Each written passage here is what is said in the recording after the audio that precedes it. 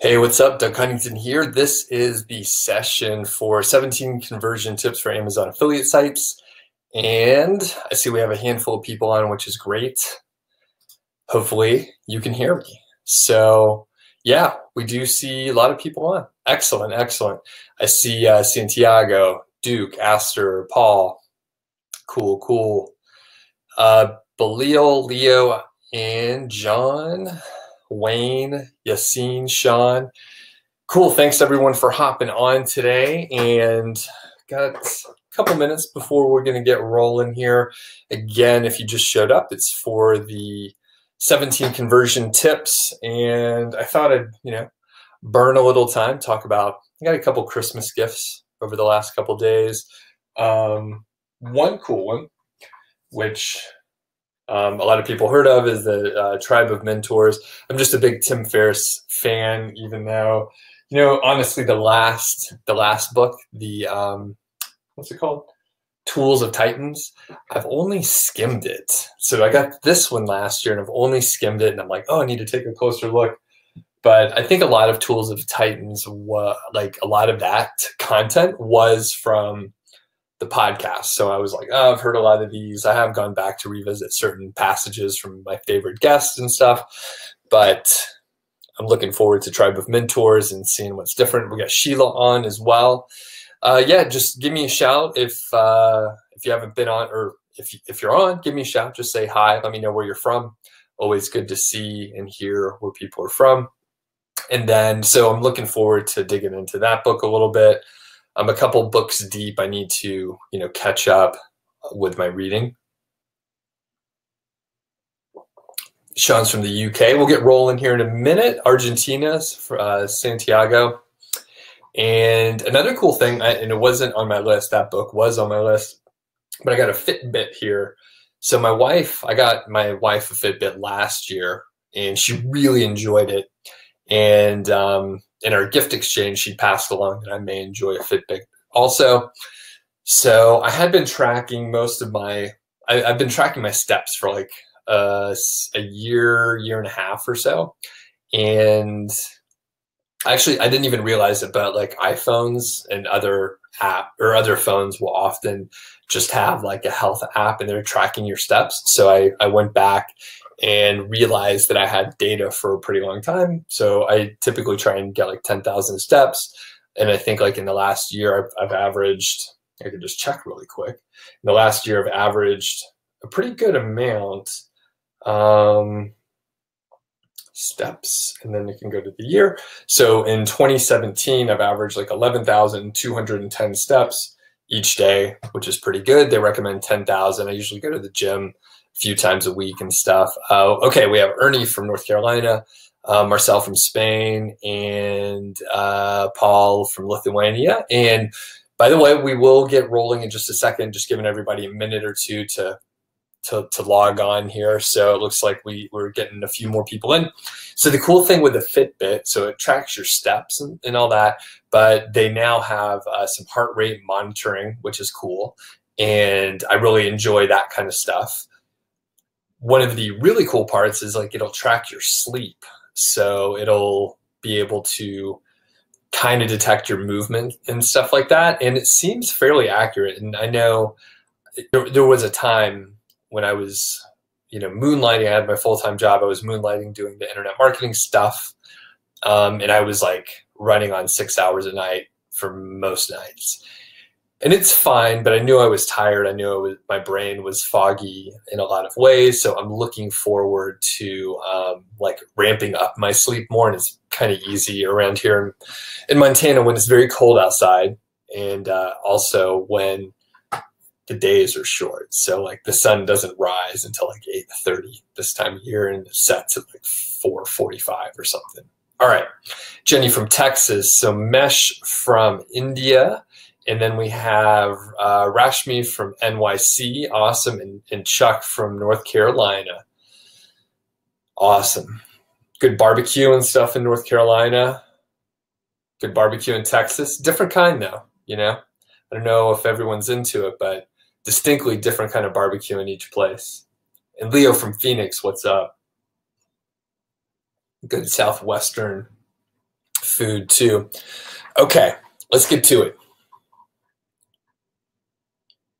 And Aster, thanks for staying up. It's 2 a.m. there. So yeah, we'll get to it. We're getting on it. John from Sacramento and John from Australia. All right. So I'm going to start sharing my screen and we will begin here. And just, I can't remember if I put a lot of questions in here, but like, let me know your experience level with niche sites or authority sites, whatever you call them, affiliate marketing. So just mention in there like, hey, I've never built a site. So that's one aspect. Say, hey, I've never built a site before, but I'm interested in it. Or I have a site and it's not making money, or I have a site and it is making money. So let me know what's going on there. And Matt says, cut out the coffee. It shoots up the cortisol and destroys sleep. Yeah, I am looking at cutting down on coffee. Yeah, so thanks for that. People can hear me. I already know that. That's great. So I did ask the question about your sites, and I'll come back to it. So just type in your answers and let me know like where you're at. It helps me understand like the kind of information I need to tell you in this and how deep you are in it. And I asked another question. So we're having a few questions. And who has a full-time job and you're interested in niche sites? So just curious about that. All right. I'm Doug Cunnington. As I mentioned, I'm the founder of Niche Site Project. It's a blog, and a lot of you probably, hopefully, have seen my YouTube channel as well. And this picture, that's our late dog, Brody. And that was from a couple years ago, the Beartooth Pass, sort of close to Yellowstone National Park. And that's actually just a few hours from where we live in Bozeman. We now have a new dog named Georgie. She's resting for now, so hopefully that'll stick. All right, past track record. I've had like lots of niche sites. I'll go a little bit deeper into that in a second. I've coached a lot of others. Actually, I have a course, and it's been around for a while. It's effective. I've done a lot of guest blogging. I actually had a service where I did guest posting for SEO purposes, but I've also done a lot of guest posting where I just talked about internet marketing stuff and I share case studies and whatnot. And I'm a PMP in here, what the crew has to say. So like I mentioned, I've been in a few different places, a lot of places you've heard of. Maybe I was mentioned there, maybe I was quoted in some way, or maybe I did a guest post. So, okay. So let's hear about the folks that are on here. Wayne has 2 sites, and I'm shortening names, and some are easier for me, some are harder. So Wayne has 2 sites. Charles has a site not making any money. Sheila is on your 5th site, but you gave up after a couple months. Astra has 2 sites, bringing in 1,000 to 1,500. Rashmi has an 8-month-old site that doesn't have any visitors and not making any money. Sean had 50 site 10 years ago, and then you are closing in on 4 figures. Conversions are not so good, so Sean's really looking to get some nuggets from this. Aster has a full-time job and plans on going full-time on the affiliate sites before too long. And John started a site and now has 14 pages. There's no traffic. You just started using the keyword golden ratio. Cool, that should be very helpful. Matthew has a 4-month-old site, $80 in December, no full-time job. You walked out of it 4 months ago. Wow. So that's exciting. You're looking to grow, of course. Sheila says you live off your $1,000 a year AdSense and you need a change. Duke has a 7-month-old site making $500. You started a 2nd site and you made your 1st sale in a month. And yeah, that's really cool. Charles has a full-time job. Paul says Polly has created a site a month ago. 10 articles are up. Started blog commenting. No sales yet. Okay, cool. Santiago it's the 3rd month since you created your site, and you're reaching 100. Some increment of or some type of currency. I'm an idiot. I don't know what that is. But you're from Argentina, so maybe some sort of an Argentinian dollar or peso, or sorry, just ignorant. I haven't been there before. Dave says you have one site on Amazon and it's €1. Okay, cool. Thanks for the info. That is very helpful. Amazon, ES is Spain, so it's €1. Okay, cool. Got it. Okay. And by the way, I only mention these reference points here, like where I've been quoted and why you should listen to me, right? So I'm not just randomly telling you stuff and I don't know anything about it. I've done a lot of work in these areas, and it has actually been recognized by others. So that's important. We have Pete on. What's up? Okay. This timeline is important. So I first got started with niche sites in like April of 2013. That's here. I first learned about niche sites. Before that, I had no idea. I was working at that point in time, about 9 years in a corporate job. I was doing management consulting and doing, IT type stuff, right? I was doing project management primarily at that point. And I just randomly found the Smart Passive Income podcast and really got obsessed with the whole concept.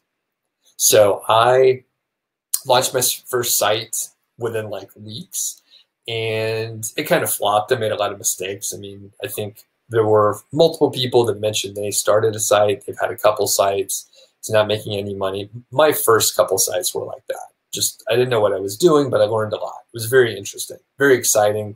I didn't know, that naive spirit is really exciting. So in July of 2013, I launched my first Amazon affiliate site. And I was learning a little bit more, but that was my first Amazon affiliate site. Before that, I started off with AdSense type sites, and it just didn't work out for me. Fast forward to December of 4 years ago, I made $6,452 in December, and I thought, this is the greatest thing in the world. I thought, I'm going to quit my job. That was probably pretty close to my take-home pay back in the day there. And I was like, this is fantastic. And at that point, right, when I first started, I was a little shy to tell my friends, hey, I'm working on this website stuff. It's very interesting. Here's how it works, because I wasn't making any money. So if I told them about it, they would say, hey, how much money have you made with this concept that you're telling me about? And I would have to tell them 0, but I've spent hundreds of hours on it, which, that is a little embarrassing. So I didn't really tell people about it until I made a lot of money. And then it was, $6,000 is an impressive amount of money, even after taxes and everything. So unfortunately, in January, the site got penalized, right? So back in the day, I was doing gray hat, not in the Google terms of service sort of guidelines, not in the webmaster guidelines. So my site got penalized and my earnings dropped to like $100 a month. I shook it off and I thought, all right, I did it once, I could do it again. So I launched several sites. I actually was trying to do a case study, trying to figure out how to, scale things up a bit.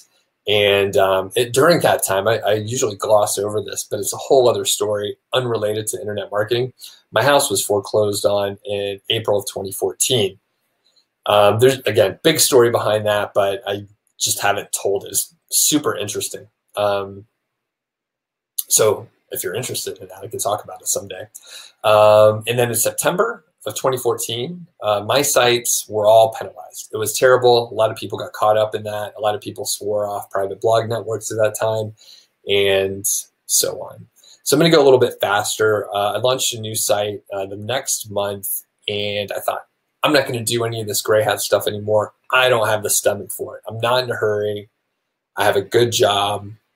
So I'm just going to take my time. I'm going to do this with a long-term vision. So I started doing that. Fast forward, I got laid off in 2015, right? In July of 2015, I got laid off.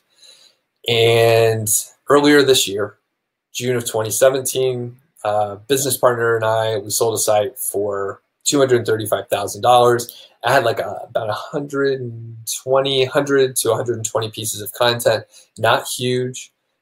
Just nothing crazy, and that's a big amount of money, right? So that's a big amount of money, any way you look at it. So I go over this timeline because I'm not just showing you this point. I'm not just telling you the high points here. I'm telling you I've made mistakes. I've learned from the mistakes. I've made more mistakes than I've like done successful things. And it does turn out that like you only have to get a few bigger things right, and it's okay. You learn a lot through the mistakes. It'd be nice if you could skip over those parts, but it is the mistakes where you can get a big shift in your thinking. But you know, if someone never faced adversity, it's a little hard to take advice because it's a little unrelatable, right? It's a little bit unrelatable. So I hope sharing all of these pitfalls. And you know what? I forgot. My wife got laid off just before Christmas last year. So like there's all these little things going on. Very dramatic, right? Okay, let's move on. Q&A is at the end. If you have questions, it's helpful if you do mark them as a question. There's not an insane amount of people in the chat, but if you have a question, feel free to ask it. It's great to hold it till the end. So maybe, jot it down on a pad of paper or something. Actually, I highly recommend if you're doing something else, like if you have Facebook open, if you have like your email open or something like that, just turn it off. Get out a notebook and a piece of paper or something, and just have like this window where you're interacting in the chat. Just take some notes. So there's 17 in here. Some of them are not going to apply, but you need to pay attention to all of them. So if you're not paying attention, come back to us, pay attention. Just say, actually, if you're going to pull out a notebook, say in the chat, hey, I'm getting out a notebook. I'm going to do this. I'm paying attention. And hopefully that'll encourage others to do it also. Because there's 17, some of them may be boring, but if you focus, I think you're going to get something out of it. All right. So these are primarily for Amazon affiliate sites, and I formulated this through research, and I formulated this stuff through my own experiences with a lot of sites. I also talked to a lot of niche site owners and successful ones. So not just people that are launching their first site and they maybe got a little lucky through some magic cosmic thing, but that have several sites, people that have several sites and have sort of consolidated that. I'm going to show you like actual real examples. So that may be a great thing to just note in your notes and say like, hey, go to the Wirecutter. There's a particular article and research that one. So Sheila's asking, is this going on YouTube? It will eventually, but not in the super like short term. So it'll go out there eventually. If you can't stay the whole time, it will make me sad, but that is okay. Totally understand. These go for a long time. You'll get a link to the replay. So you can watch it later on the replay. So as long as you got the email, you're here, you obviously got the link, so you should be able to do it. Okay. So number one, and Matt says you have a Doug notebook. That's super flattering. So that's good. People take notes. I think that's one of the best ways to, take action on this stuff later. So it's not really helpful if you don't take action or if you don't listen. Okay. So number one, get the right kind of traffic with buyers keywords. Now this ties into a webinar that I did a few weeks ago, and it's about keywords, right? If you rank number one, you get a ton of traffic for a keyword that doesn't have any kind of commercial basis, doesn't have any buyer's intent, you're just not going to get any conversions, right? So if you look at the keywords and you see that there's no buyer's intent behind it, then you're not going to be able to force people to buy stuff if they don't want to. So if you have the right kind of traffic, it's going to be a much easier sales process. So buyers keywords are things like the product name with review at the end, right? So I'm going to go through a couple of examples here. And then you have the best and then the product name. What kind of blank should I get? And here are a couple examples. So kitchen faucets, for example, and you just, you plug it in. And the interesting, sorry, my I'm like blasting through here. I'm trying to go back to where I was. So buyers, keywords. Okay.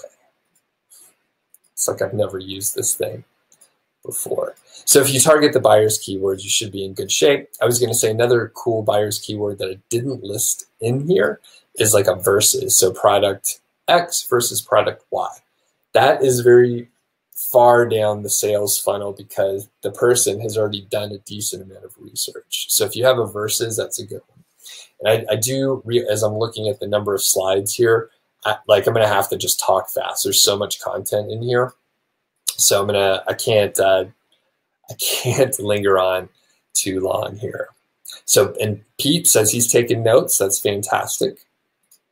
All right, next is target long tail, low competition traffic. So again, sticking with a keyword theme, if you are able to target this type of traffic, it's usually just a little bit more specific. And if you can tailor it, again, the sales process is going to be a little bit easier in both point number 1 and point number 2 around buyers, keywords, and long tail traffic. Those are taking advantage of the fact that if you're going after like buyers keywords, right, they're literally interested in buying something. And then these low competition, it's like so specific that you could target people that are also the type of visitor that would make a purchase. So the keyword golden ratio, if you're unfamiliar with it, that is a whole other topic. There are a couple YouTube videos on the topic that I created and other people that have copied the concept, which is great. That means it works. But basically the keyword golden ratio it's sort of like a way to find the supply and demand of keywords. So the formula is this. It's the number of all entitled results divided by the LMS, that's the local monthly searches. The local monthly searches do need to be under 250. Are there caveats to this? Yes. There are videos on that as well. So if you have any like questions like, oh, what if I find one that's like 420 searches, can I go for it? So check those other videos. The answer is there's some flexibility. However, I'm giving out a general formula that people, they're going to use and abuse, and I want it to work most of the time. It's quite an aggressive formula, and it's intentional. So do you have flexibility? Yes. But if I get, sometimes I get questions like, I found a keyword with 1,000 and it works. Why doesn't your formula take care of that? I can't win. I can't win in that situation. So this is the universal way. You want the KGR to be 0.25 or less. If you're unfamiliar with the all entitled, all you have to do is type in all entitled : no spaces, and then your keyword phrase without quotes. Okay, remember if you're taking notes, you could write without quotes. So don't use the quotes. You want sort of like the more generous number of results. So that's the KGR. Number 3 is use international Amazon Associates programs. So that is basically, using the global advantage. For example, you could use something like the tool from Amazon called OneLink, and it links up the US, Canada, and the UK, and they all play together. You could link them up. It took like 10 minutes to enable that. It's very straightforward. Additionally, there are several other, I think there's something like 14 programs that you could participate in that are relatively easy to get into. I think some countries, I think like maybe India and Japan, like you have to have a bank account in the country. So obviously there's some hoops to jump through. It would only make sense to do this if you have a significant amount of traffic from those certain countries. So the ones to focus on are these 7, in my opinion, right? So if you're in India, right? If you're in India and you have a bank account, that makes sense to go for it. Or if you're in Japan, I think Astra is in Japan. So if it's easy, go for it. US, Canada, France, Germany, Italy, Spain, and the UK. And this is probably kind of a living list, right? It changes, things shift. Other countries are getting the Amazon Associates program in their version. So it's all about traffic. And if you don't get much traffic from the countries, then don't worry about it. It's just kind of a waste of time if you don't. And what's the threshold? I don't know, totally up to you. I would say it depends on your sheer number of traffic. So for me, I would probably say if you're getting 100 visitors per day, like unique visitors per day from a specific geography, then it's probably at a point where you can bring in some money where it's worthwhile.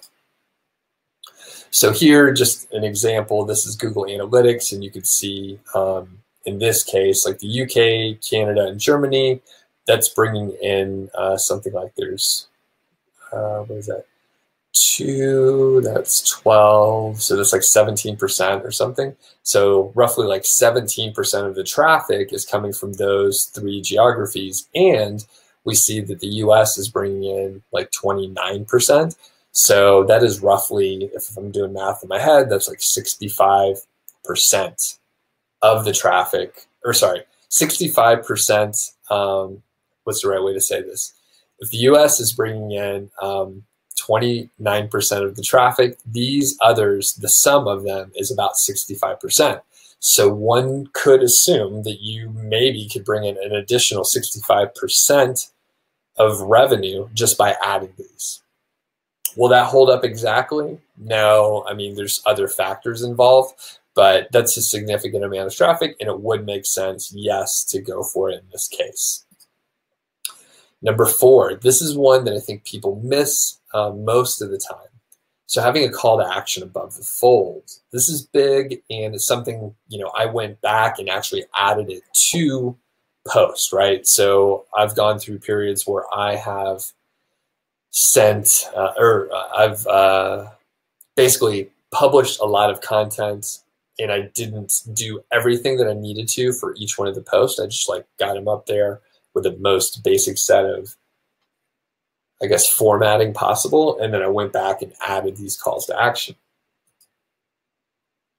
Here's where we're getting into specific examples. So this is the wire cutter. This is before they rebranded and rethemed, so it may look slightly different, but I believe it probably holds up pretty well. Best action camera. So this is a buyer's keyword, just a quick note. So best action camera, exactly the format that we looked at before. They have a call to action in like the first sentence or so here. So you can see that they have a link right away. They're qualifying the user, and then they're saying, hey, if you're in a hurry, go here. This is the one we like. They also have different types of calls to action. So they have the text link, right? So that's the one we just saw. That's actually what I like to do. I like text links like that. From a practical training perspective, my content manager doesn't have to do anything weird. It's just adding a link early, right? It's adding that link with text. So it's straightforward and easy to do. So the different types of calls to action, right? So this is like their, you know, featured items section, and they have a link on the image. That's an affiliate link. They have the button, of course, and they have this red name of the camera. That is actually an affiliate link as well. So if someone's on, say, a mobile device, they may not know that the image here is a link. I mean, it's hard to tell on a phone or a tablet because you're not hovering over a specific image, right? But they know the button, that's a link. And they can tell this text is a link too because it's a different color, right? So test different stuff. I personally don't do much with buttons. Some people swear by them. Every single niche, every single site will be different. So you will have to test and see, you know what you like. My conversion rates are high. I'm very, I guess, in favor of the text links. So I don't really see a need to add buttons at this point. I have a few buttons, but not very many. It's probably like 0.1% or something like that. Okay. To that point, use text links throughout the content. And we can see that the Wirecutter, same review, right? So they do it often. They don't do it for every single time they mention the camera, but almost. So they have just links within the text as you go. they don't, I mean, especially with the longer form content, like you never really know if someone's going to like skip forward to a specific section and just read that versus, read the whole entire thing. Okay. So you can like give people some options. I like text links. Personally, I put some, stronger calls to action. I think I'll mention that in a second, hopefully. But I'll put stronger calls to action, like check out the Hero 5 Black on Amazon, or check out reviews, right? I think I talk about that too, but text links are good. I encourage you to try them out if you are, depending on where you've learned stuff in the past, you may be under the impression that buttons are the way to go because maybe someone was trying to sell you a button plugin or some sort of Amazon affiliate plugin, and they were like, oh, you need to use buttons. You have to use tables. It's the only way. That's BS. They're just trying to sell you something. So, okay. That said, tables are a good thing, right? You don't have to use the plugins, though. Plugins can make it a little easier, but you don't have to use them. So tables are great.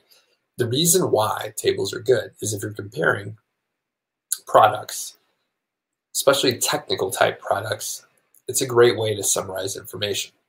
Action cameras are a great example. So they have different information on the photo capabilities and the video. So they talk about 4K, 1080p, the 1440, which I guess is like is that 2K or something like that? Is that 2K? It's like half the resolution. And then they go on and on about different sort of controls and features that they may have. A lot of people struggle with what to put in the tables. So just go to Amazon and see what they use. Like, don't copy them, right? Don't copy this table exactly. Put your own spin on it, remove some stuff, make it your own, right? You shouldn't copy things, right? It's not really going to help you if you're just copying people. But if you can put together a table that summarizes the information in an effective way, for example, like this table, it's on Amazon. They're just comparing different GoPros, right? These are all GoPro cameras. What if you compared the GoPro with the Sony product with a couple cheaper options? Well, there's a unique piece of information, and it's very, very helpful. All right. And for me, and I'll just mention this really quick. So there are table plugins out there that can make things a little bit easier, maybe. I don't necessarily think so. There is a table app out there, a table plugin out there right now that has a monthly fee. And I think it's not really necessary. I use an HTML table generator. I do them by hand.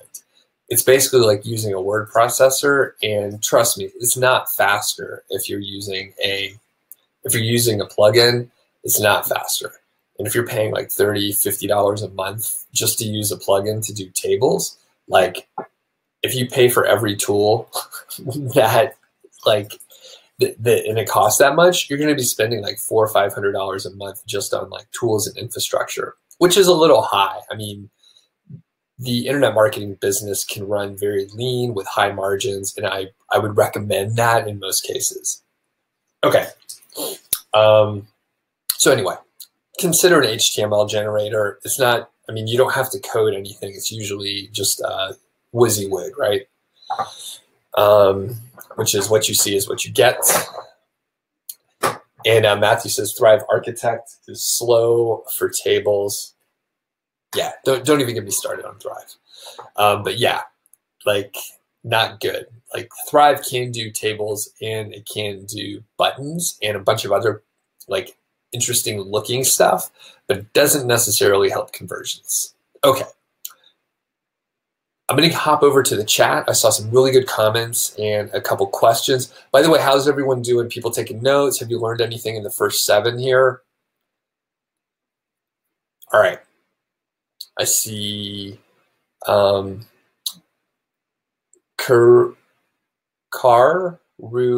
Jamin. I think I've maybe even got all the syllables. I hope I pronounced your name right.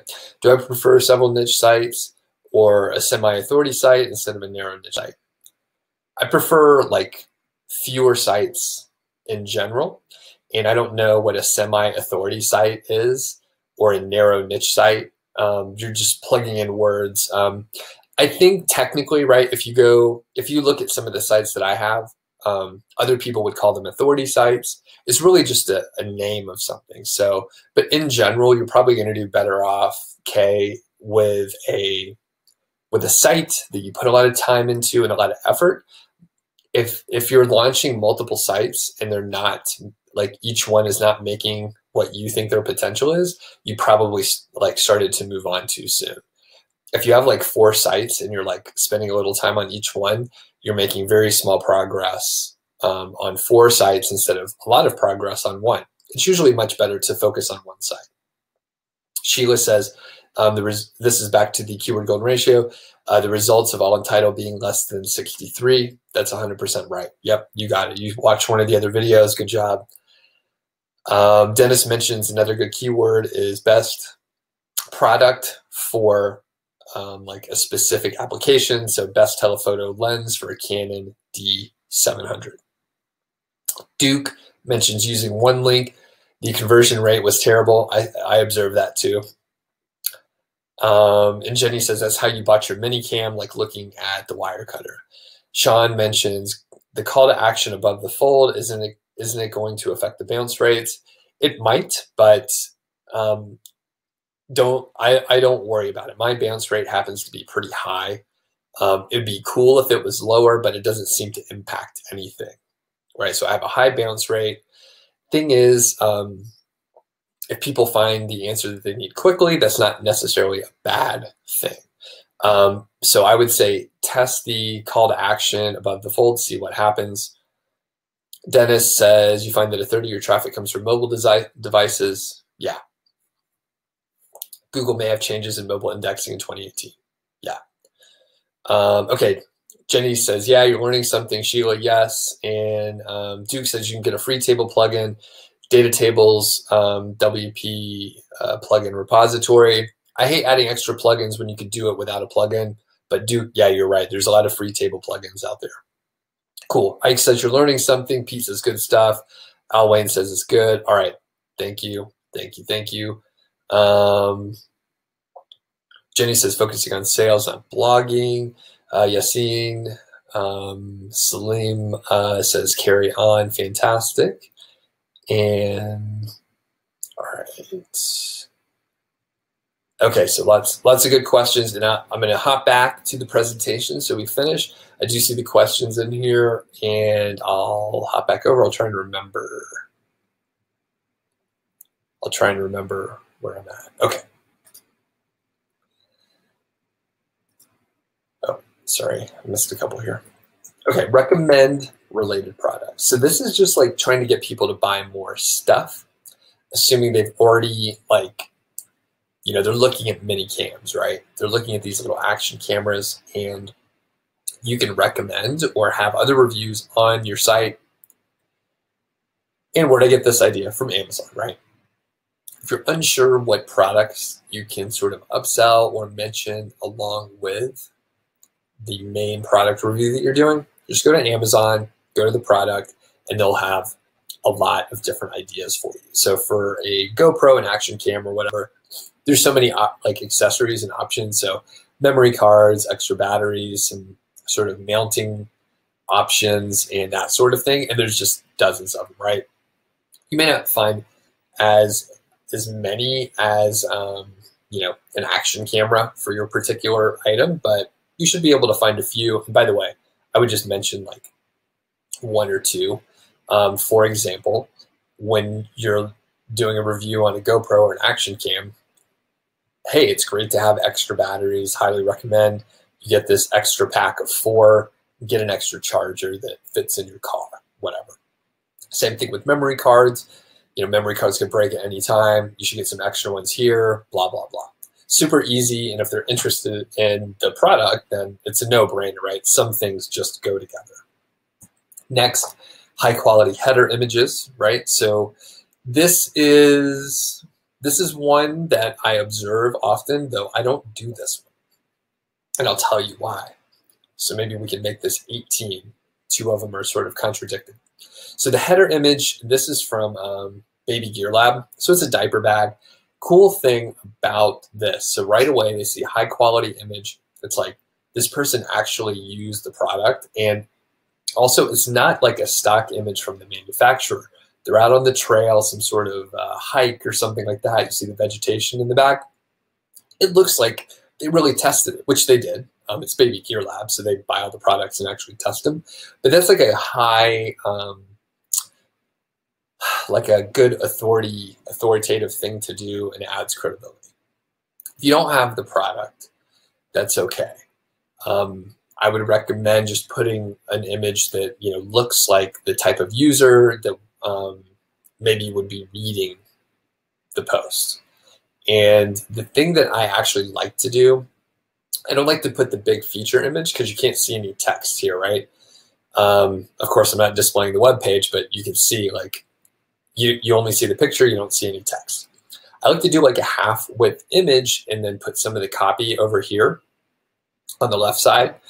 So the person sees the image, they know they're in the right place, and then they see some of the copy immediately. And that's just, it's a copywriting thing, and I enjoy doing that versus having a full big feature image where you don't see anything until you scroll down. Number 10, don't offer too many choices. So we may think that it's better to have a table with like 40 items on there. But the problem with that is a lot of people go to these affiliate sites to have the number of choices reduced. So if I go to Amazon and I type in like 4K action camera, there's going to be like 300 options or something like that. It's too many. I don't understand how to like filter through it, and I end up not making a decision. That's the problem. If there's too many choices, people won't make a decision. So how many should you add? I say like 3 to 5. So again, Baby Gear Lab, this is the diaper bags review. And you see they have 10 total, but they're only showing us 5 at a time. All right, so they're only showing us 5 at a time, probably for a specific reason. If you want to see them all at once, they give you an option here, right? But they just show you 5 right off the bat. Now, the other data point is the wire cutter. So in the action camera, they showed us 3 options. One was like the best option, one was the best quality, and one was like the economic version. So they qualify it. So here's the best one for user type X. They qualify it. Here's projectors, like maybe like under $500. They reviewed 4 of them. They told us about like a few other options in the text. They said, hey, we looked at this model, we looked at that model, we looked at another one. We didn't like those. They didn't meet our standards for some reason, so this is why we picked the 4. The point is, 3, 4, 5, that's probably the ideal number, at least to have like in a table comparing in one spot. Now, if you want to add more products, you can, but I would just do it like in the text and just like keep adding more and more products. Again, the whole point here, you don't want someone to experience decision fatigue when you should be curating the information and making it easier for them. Provide accurate reviews. So this should be an obvious one, but what happens, particularly if you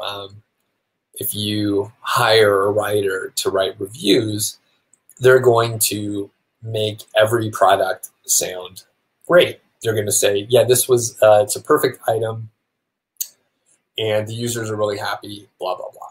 So they don't want to like disparage the products. And the problem is if there's like, a action camera, there's an action camera that's $70 versus the GoPro, like the new GoPro that's like $350, and you say both of them are great and they'd work for someone who's into snowboarding and wakeboarding and skiers and then just other adventurers. If you say both of them are great, but there's a huge price discrepancy, like the whole credibility of everything in the review like goes down. I would think the reviewer doesn't know anything about the products, or there's some like misunderstanding, right? Because some products are good and some are bad. Some products just suck, and some people always buy the cheapest stuff and they're happy buying the cheapest stuff. The point is, if a product is cheap, it's the economic version, say it. Tell them that it's, it's the cheapest like 4K camera you could get. The battery life is terrible. It seems flimsy, but if you just need to get one, or you're buying one for your children, something like that, then there may be a compelling reason to have that kind of a product. So again, provide accurate reviews. It adds credibility, and just in general, it makes everything better. So if you're not providing accurate reviews, again, it just lowers the credibility. Okay. Include videos of the product. So this is a no-brainer, and basically go to YouTube, find, either reviews of the products or something informative around like something that the visitor would be interested in. So if it's like, video, the action cameras, right? You could find some videos of like cool things to do with action cameras, right? If someone's looking at reviews for action cameras or interested in that, cool thing is on YouTube, basically by default, almost all the videos are available to embed on a website. The owner of the video can allow you or not allow you. So if you click on the share button, I think I actually show this. If you click on the share button, you can get the embed code, right? So you click share, and you can get the embed. If there's an embed tab here and this is available, then you can embed it on your website. There's no copyright issues. Don't say it's like your video or something, but you could just say, here's a video. A couple things happen. One, from an SEO perspective, it's good. It tells Google what the content is about on that site, and it builds some relevancy around that. So obviously pick something that is relevant. And then two, it can keep people on your site longer because they're watching something that they're interested in. That's a good thing. It's longer time on the site, and it's a good sign for your website. This is a great one. I think people don't do this enough. I think it's really effective. So link to Amazon review pages. So the deal here is people like to read reviews. That's one of the reasons why Amazon, did so well, and people can get accurate reviews because it was real people reviewing the products after they used them. And before that, if you think back, you would just maybe find in a catalog information on the product, and you only have a little blurb to really understand what the products are about. So basically what you can do, you could link directly to the review pages on Amazon. Just go to the site Stripe, go to the review page, and you can link to that page. And you can say, click here to see owner reviews on Amazon. It's such a strong call to action. You have to place that in a smart area, which would be probably after people read about a specific product a little bit, and then you could say, hey, check out what real people think in Amazon. Now, the thing is, you can't copy the content from Amazon reviews by the users. That's like a copyright issue. Amazon doesn't allow you to do that. And we're closing in. Use best of lists. So this comes into play all the time, but in the retail season or like a holiday coming up, you can sometimes find some unique, interesting lists. So like this one here, you just arbitrarily start clicking around. That's what I did to find this. So you can find editors' picks, and they have decorative wall mirrors, pillows, and clocks, right? So just pick one, see what they've curated, and you can like, what do we have here? I'm trying to read the small print. Wall-mounted mirrors, decorative, advanced search, and Amazon. These are featured. There's like 112 mirrors, right?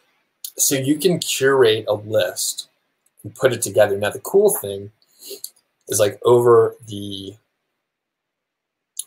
actually, I'll come to that in a second, but you could find specifics, like super specific stuff that's curated, so you could find the good options. These are literally, right? These are literally the editor's picks.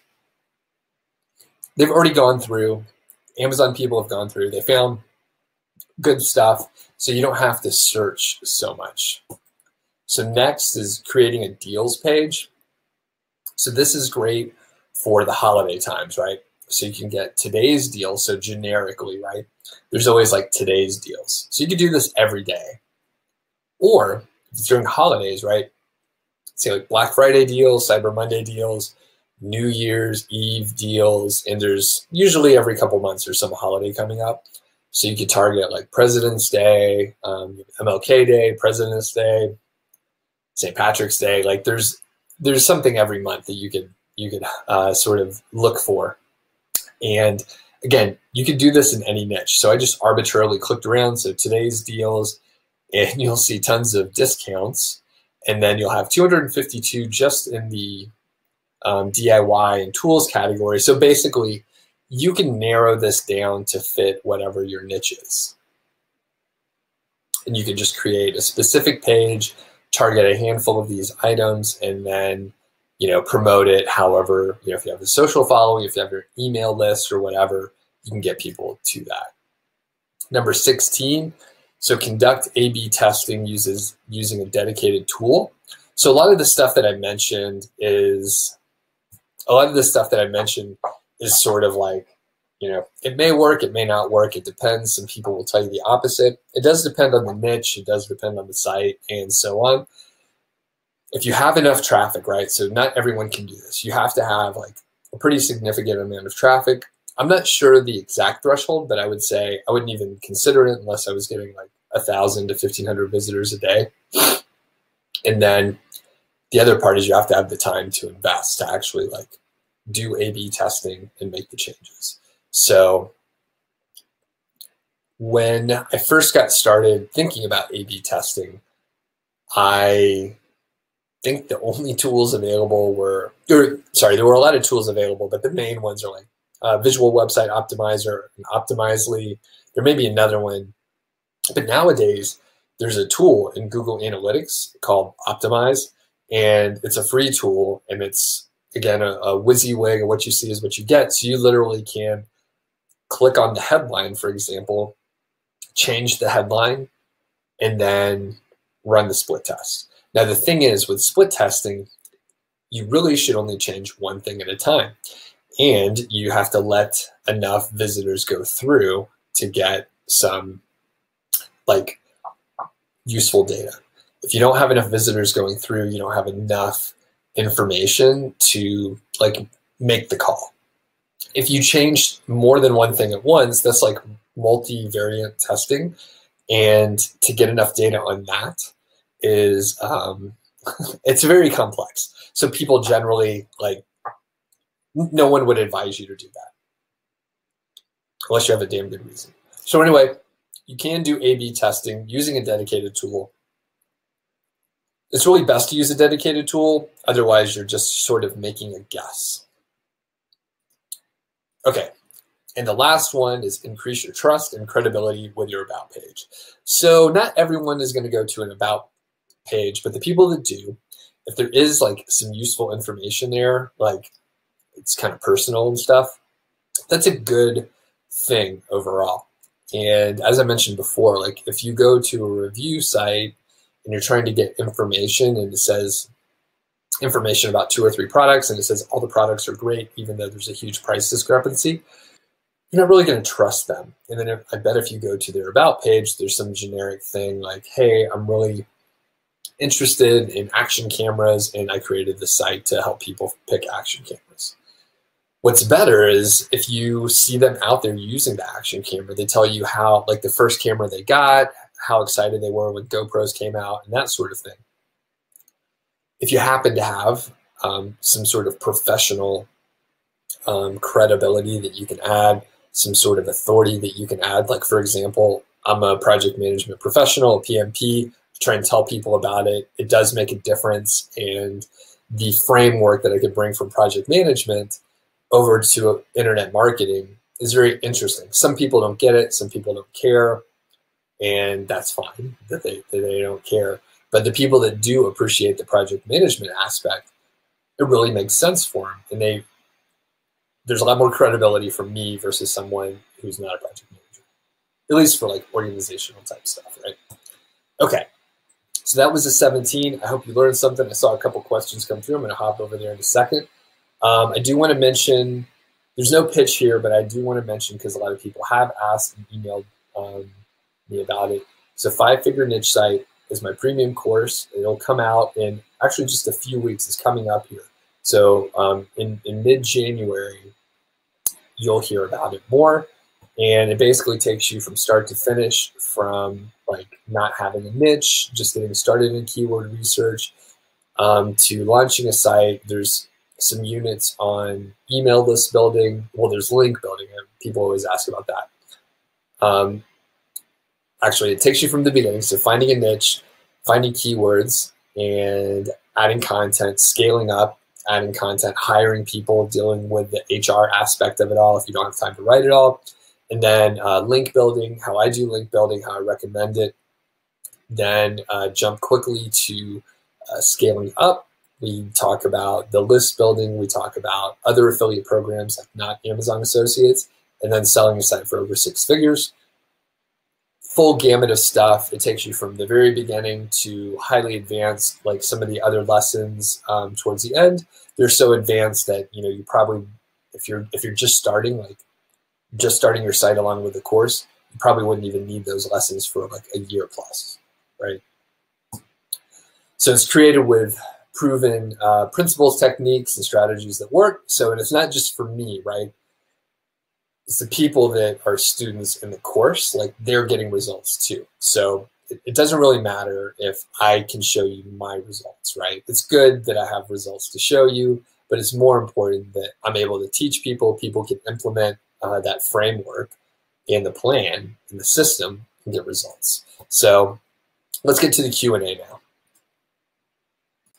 All right, like I said, there's a couple questions in here.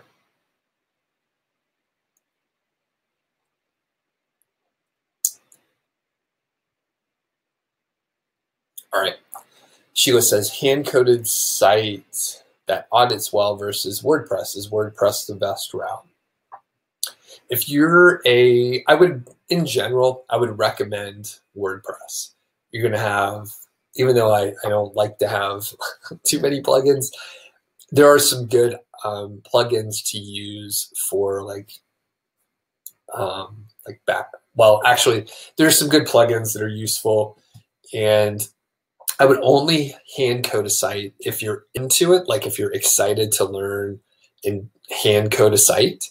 It would be fast, and it would be like something that you could control the SEO on very closely. I know some people on the call who are quite interested in hand coding things, and like they have a development background and they're interested in it. And if you are, I think that would be great. It could be a competitive advantage, but for most people, WordPress is going to be just a little bit easier to work with. You know, if you're into something like Squarespace or something, it's a little more expensive, but they do handle more of the admin and overhead that you won't have to deal with then. But in general, WordPress is probably best unless you want to hand code. Ahmed says, what do I think of multi-niche sites? I think that could be fine as long as the branding is tight and you understand what you're doing. Rashmi says, what's my opinion on fashion and lifestyle niche sites? Do I think they work, or should the site just focus on one product? Well, I don't think the site should focus on one product.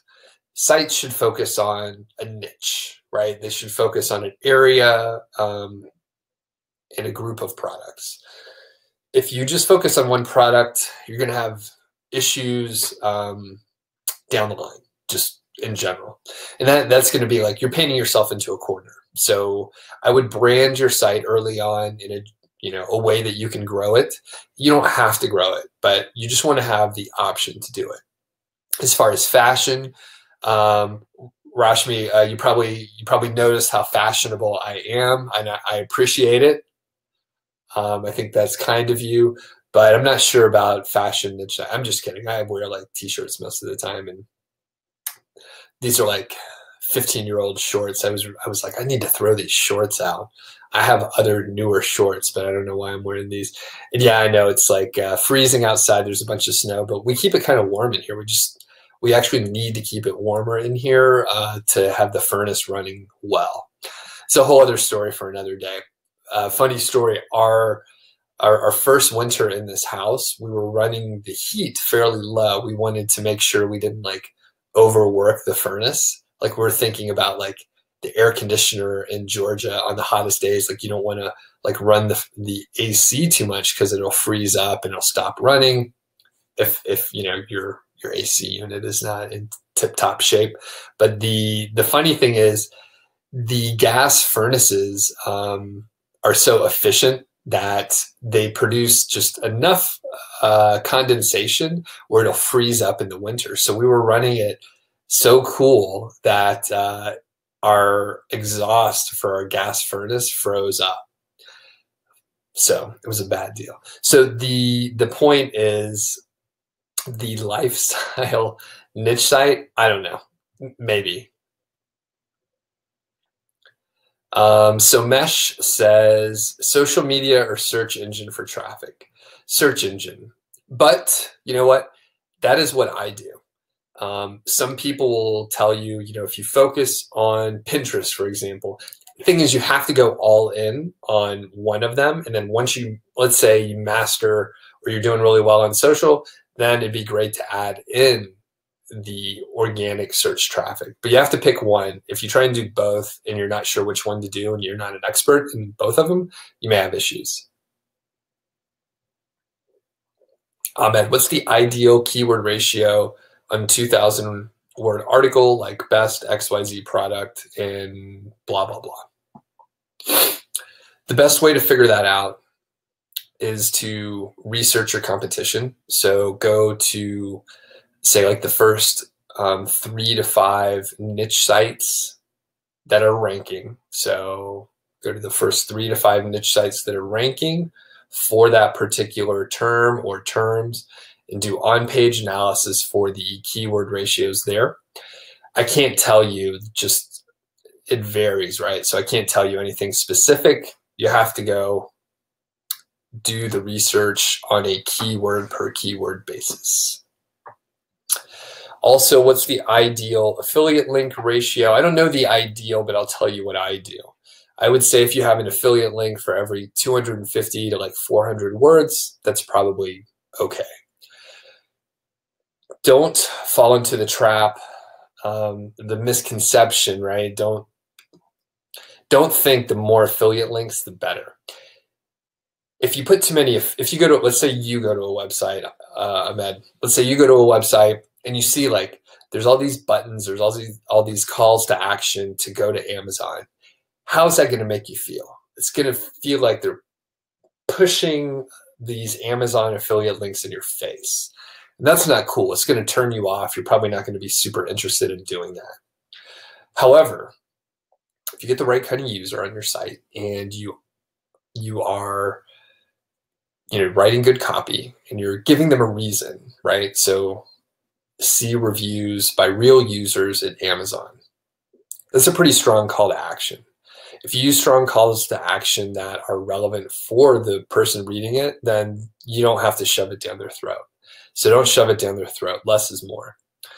Sean says, in your opinion, to increase conversion, should I focus on better buyers, keywords, or something else, or do them all? My main keywords are best XYZ, but most of the time it's in the hundreds of long tail keywords that you rank for. Let's see, if you're ranking for best XYZ, then that's probably pretty good. I have seen, so I don't have a huge number of data points, but I have seen some like the Project Go White Hat site, we were ranking for a very large keyword volume. It was like, I don't remember. I think it maybe was like 10,000, and maybe one of them was like 18,000. We eventually ranked for like the main generic keyword. We got so much traffic, but our conversion rate was like 4.5%. It wasn't great, but it was because we were getting just so much traffic. Like some of the people were just tire kickers. They weren't very far in the buyer's funnel. They weren't interested in purchasing in the next day or so. It was okay. So if you're ranking for best XYZ, then that could be the case.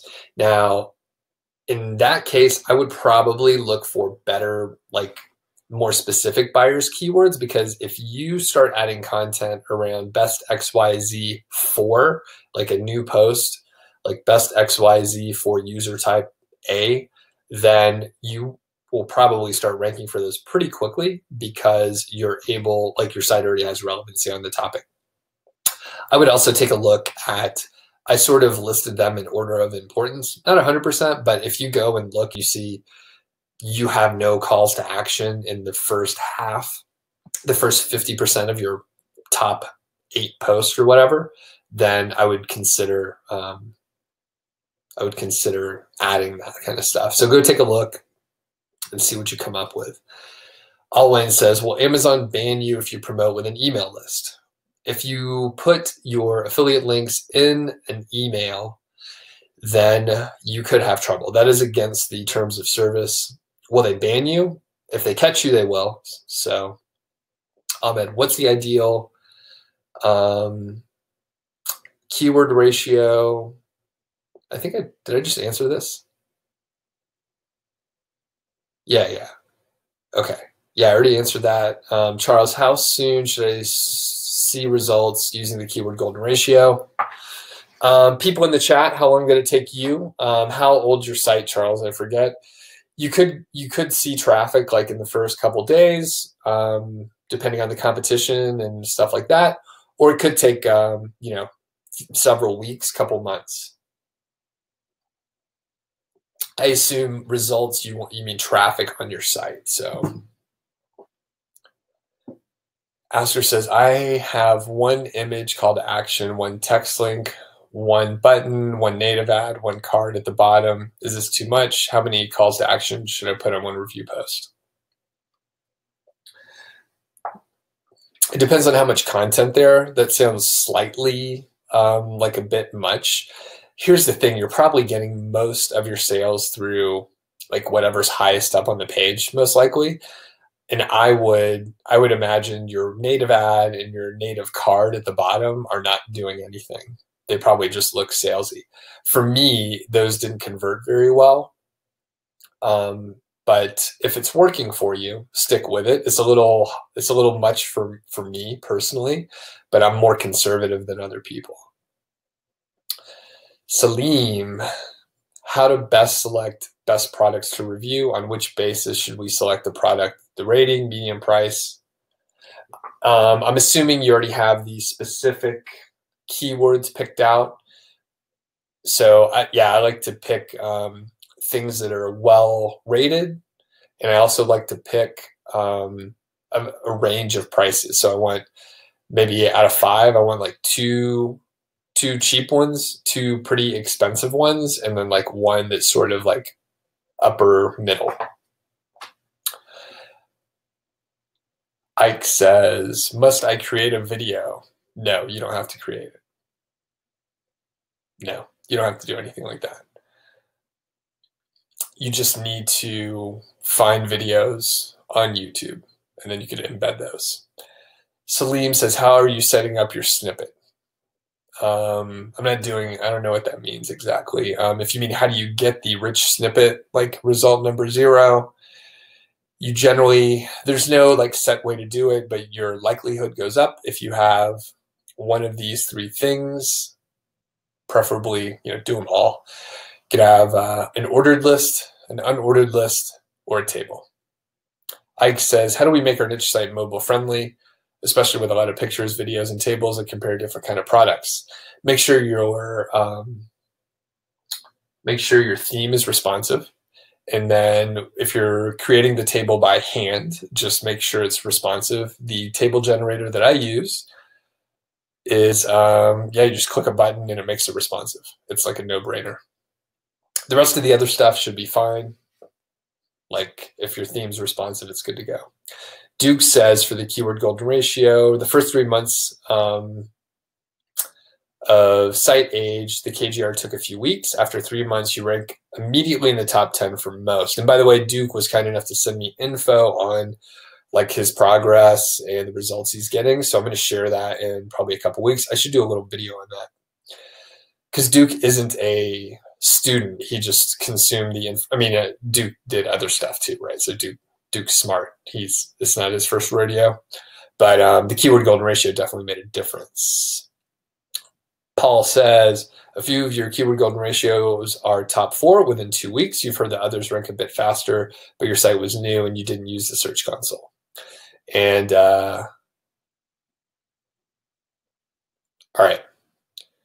So basically, the KGR can work fast. It does depend on the specific niche and the specific keywords. Some KGR terms just kind of suck and you're not going to rank for them, but those are few and far between.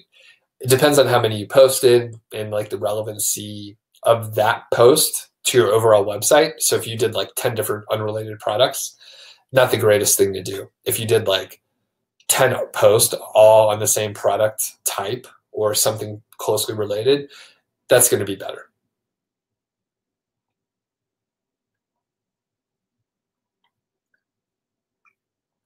Okay.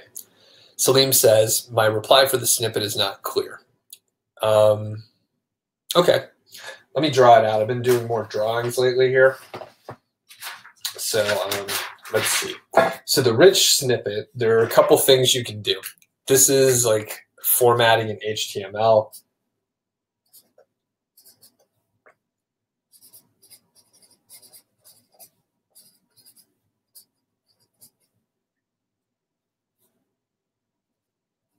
And it depends on your theme, how it'll look.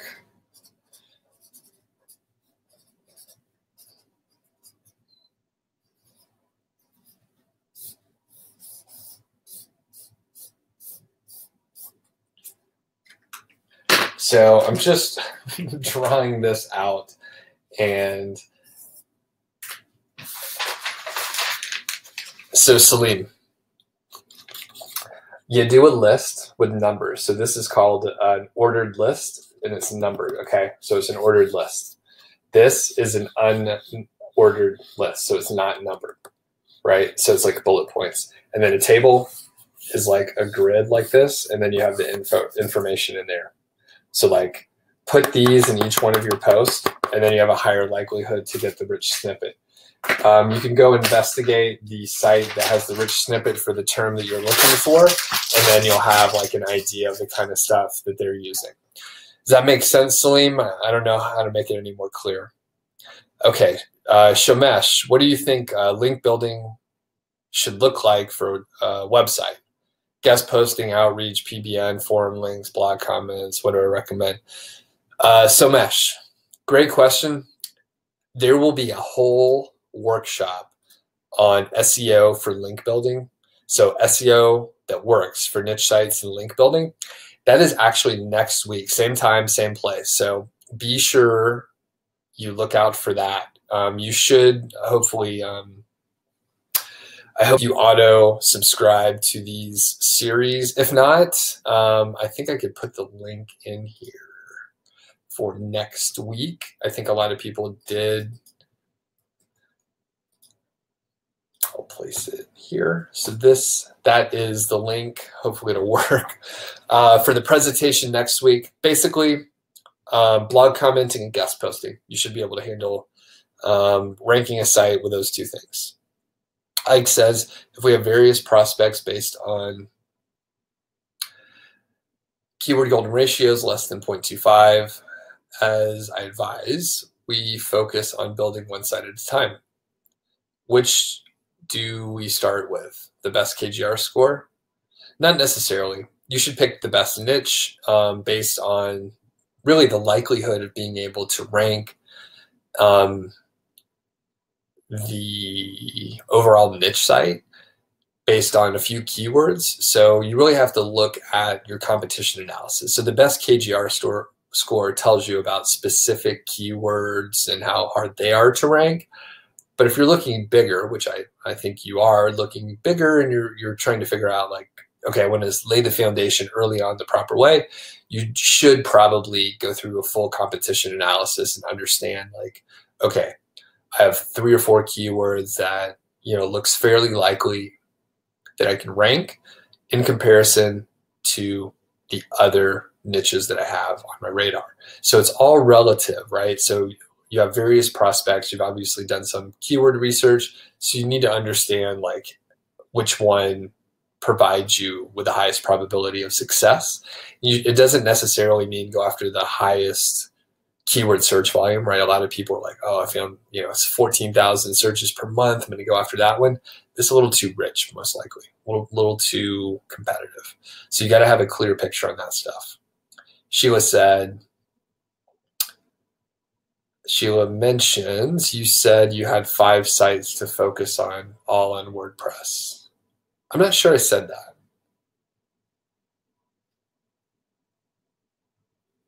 I'm not sure I said that. If you could tell me the context around it, that'd be good. And the all Untitled results are low, like 50.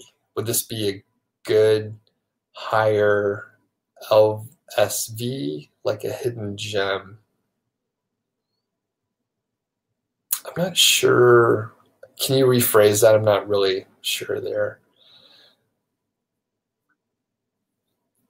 All right, Aster subscribe to the channel. Fantastic. And by the way, okay.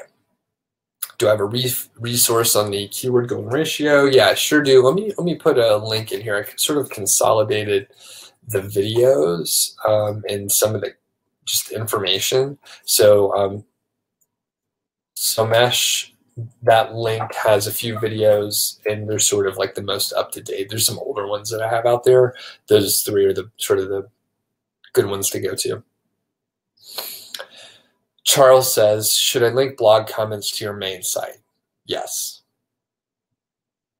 Ike says, do I have a video or recorded webinar on analyzing the competition? No.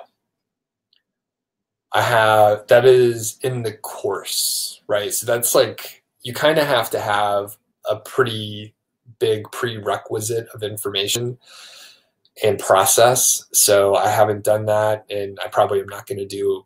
People have asked for the competition analysis, but I think that belongs in the course because of all the information you have to have ahead of time. A lot of prereqs.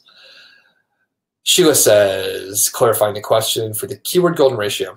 The all Untitled results are less than 50, even though the LSV, local search volume. Okay, LMS is usually what I call it. Okay, so the search volume is greater than 250. Is this telling me you found a hidden gem, or should I avoid anything over 250? No, that's fine. You have it right. So if the all Untitled results are less than 50, even though it could be great, so like give it a shot, right? The key thing when you find stuff like that, just test it. It's easy enough to publish an article and see what happens. If it's really that like low competition, then there's a chance that you could write like a very short post, like 400 words or something, and just see what happens. And if it ranks, then add to it, make it better, and then things will happen, right? So just test it, see what happens. Sheila, let me know, report back what happens. All right. Matt says, I get time on page for 8 minutes on your page, ranked first on Google. Best X for Y article makes up 40% of your traffic, but click through to Amazon is awful. What gives? Am I being too thorough? I don't know. I would have to see the article, but I would say if you have the right kind of traffic, and you're offering good calls to action, then I think you should be able to get more.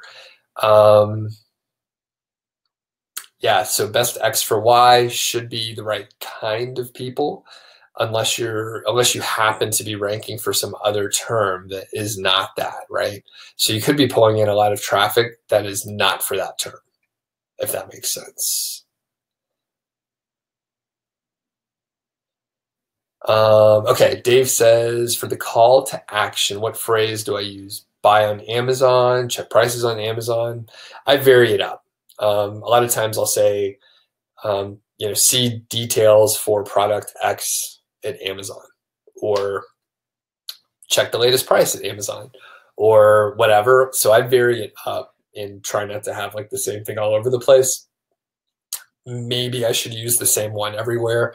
The calls to action do matter, but like usually, like I said, my conversion rate is high enough where I feel pretty good about it. So I'm not eager to go and like change everything up. So any of those is fine. I'll be honest with you, the buy on Amazon or purchase now on Amazon, that aggressive sort of wording, I don't think that particularly works well. But if it's on a button, right? So if it's text, maybe the buy on Amazon doesn't work well, but if it's on a button, maybe it would work better. I'm not sure.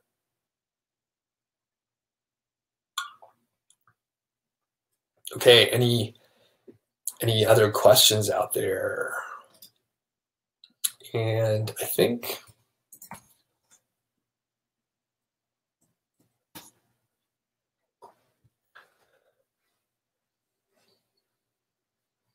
Somesh says, is it better to use Amazon, Walmart, Target, or we just stick to Amazon? Whatever you want to do.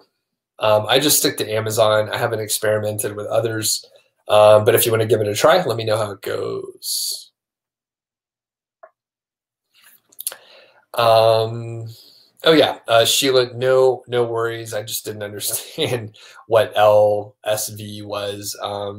So yeah, I just use WordPress, correct. And Leo, good to have you on today. Yes, I'll look forward to your. I'll look forward to having you on next week. You have plans, so that's cool. Have a great weekend as well, Charles. Or Chuck. Yeah, good to have you on. Glad you got a lot of information. Sarab, appreciate it as well. Yeah, and I think we have a handful of people. It looks like we are finishing up. I was going to say I'm going to post a quick link here because I'll ask just a little favor if people have the ability to go over to this YouTube video. If you go over to this YouTube video, I did a live stream yesterday on how much Amazon affiliate sites can bake. We get into some questions towards the end, but if you went over there and just like gave it a thumbs up if you liked it, and then if you also like left a comment like, hey, I learned something or something like that, that's great. I'm trying to, get more interaction on YouTube. So you could ask questions in there. You could tell me that, what was I wearing? You could tell me something about needing to wear a hat to cover up my head or something like that. Or it's really good that I didn't wear a hat, covered up my head, whatever you want to write. It's totally fine. So appreciate it, Duke and Santiago. Yep, cool. So yeah, if you have a second to hop over to the video, watch a few minutes of it. It's actually, I just realized I sent you a long one, but if you watch a few minutes of it, you can just like walk out of the room, just let it keep playing. Like the longer you watch it, the better. And then any sort of thumbs up or liking it is very cool. So, and I just realized like 53 people actually thumbs up that particular video, which is like pretty good overall. So, all right. Happy New Year, everyone. I'm doing a Q&A tomorrow. So if you're not on the YouTube channel, go to the YouTube channel, subscribe to it. It's 10 a.m. tomorrow. So Ike asks about the course. You are interested. Fantastic. Yeah, I won't, I try not to put it into a sales pitch or anything like that. But it does take you from start to finish. Like I said, from picking a niche, going through the competition analysis, which I know you're super interested in, setting up your site, applying to the associates program, link building, and it goes from there. There are several people like on the call that have taken the course before, so or at least a few people. Yep, Sheila, 10 a.m. Mountain Time tomorrow. Yeah, Happy New Year, Aster. Appreciate that.